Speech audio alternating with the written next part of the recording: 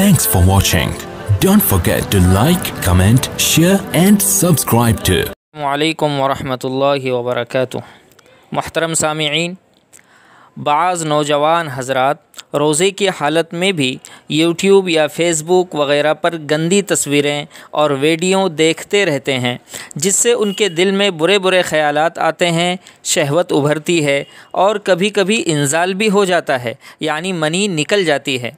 तो इससे उनका रोज़ा तो फासिद नहीं होता, न उन पर क़ज़ा और कफ़ारा लाजिम होता है, मगर रोज़ा हो या ना हो, रमज़ान हो या ना हो, गंदी तस्वीरें और वीडियो देखना हर हाल में नाजायज़ और हराम है। और ख़ास कर रमज़ानुल मुबारक की कदर करना चाहिए। न जाने आइंदा ये मुबारक महीना हमें नसीब होता भी है या नहीं।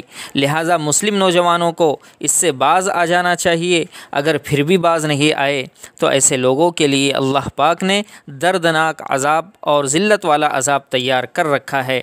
अल्लाह पाक ज़ाहिर व बातिन हर तरह के गुनाहों से हमारी हिफाजत फ़रमाए।